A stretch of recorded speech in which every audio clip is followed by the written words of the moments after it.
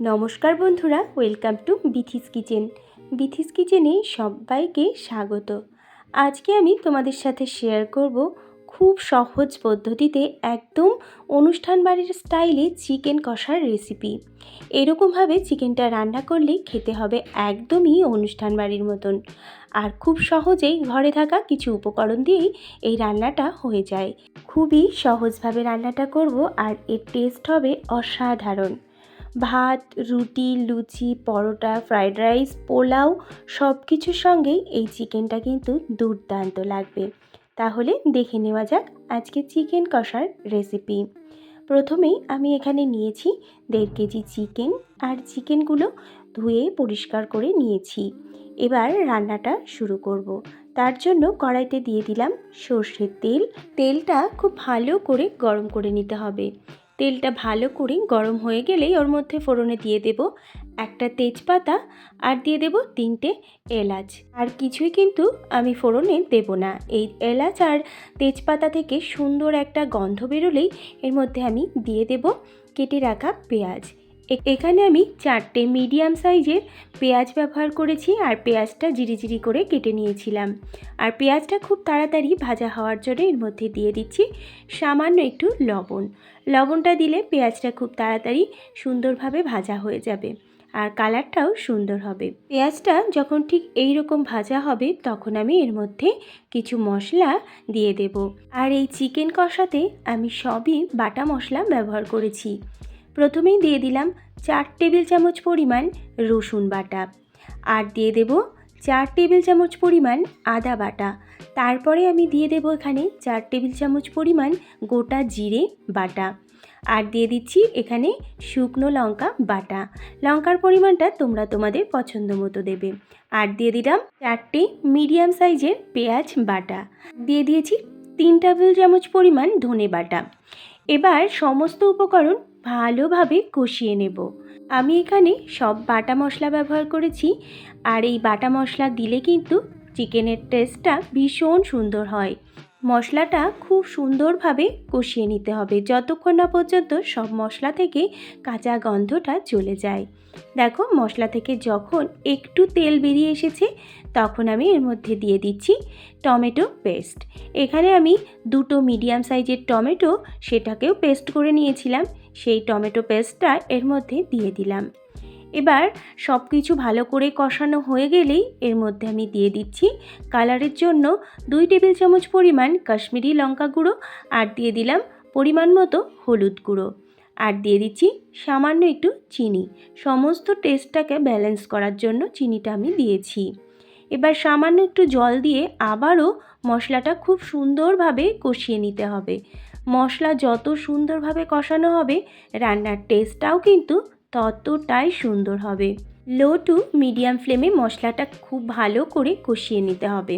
দেখো, মশলা থেকে যখন আবারও ভালো করে তেল ছেড়ে এসেছে তখন এর মধ্যে আমি দিয়ে দিলাম 1 টেবিল চামচ পরিমাণ ভাজা মশলা।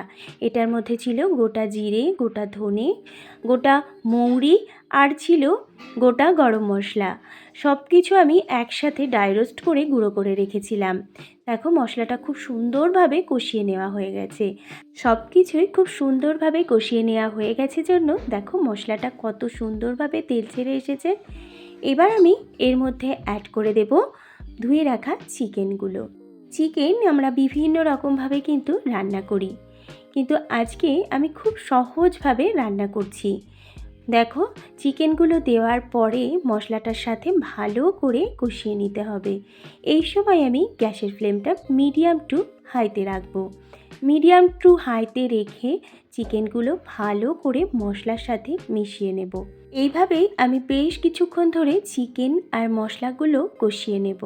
কোনো বন্ধু যদি আমার চ্যানেলে নতুন হয়ে থাকো, আমার চ্যানেলটা সাবস্ক্রাইব করে নিয়ে পাশে থাকার অনুরোধ করব, আর পাশে থাকা বেল আইকনটা অবশ্যই একবার প্রেস করে দেবে। দেখো, এর মধ্যে আমি দিয়ে দিলাম পরিমাণ মতো লবণ। লবণটা দিয়েও মশলাটার সাথে চিকেনের সাথে ভালো করে আবারও মিশিয়ে নিচ্ছি।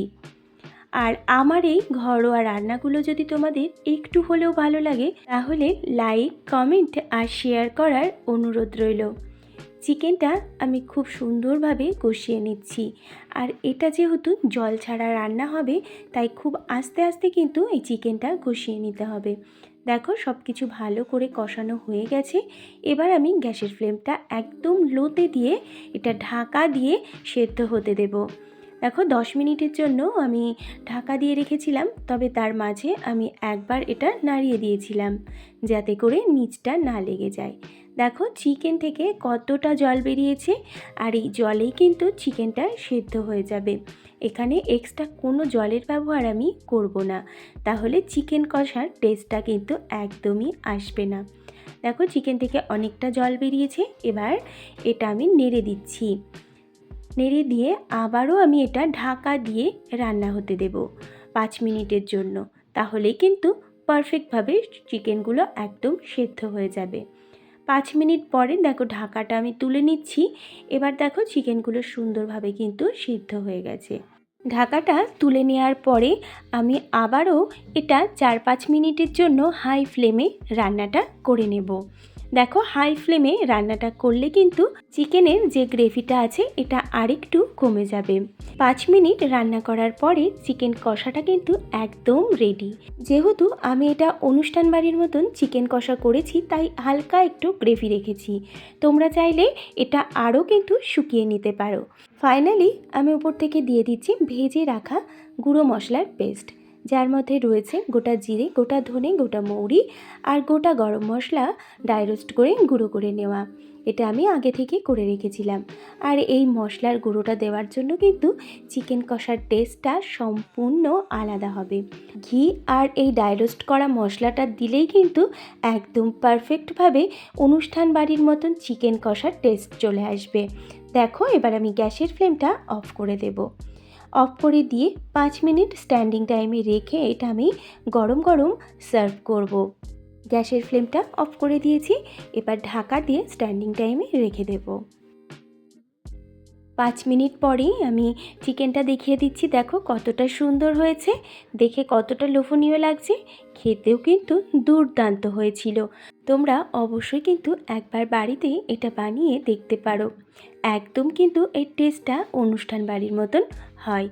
আর হাতের কাছে থাকা কিছু মশলা দিয়ে এটা তৈরি হয়ে যায়। আজ তাহলে আসি, আবার হাজির হব অন্য কোনো রেসিপি নিয়ে। সকলেই খুব ভালো থাকবে, সুস্থ থাকবে। আর আমার সাথে থেকে আমার রেসিপিটা দেখার জন্য সবাইকে অসংখ্য ধন্যবাদ।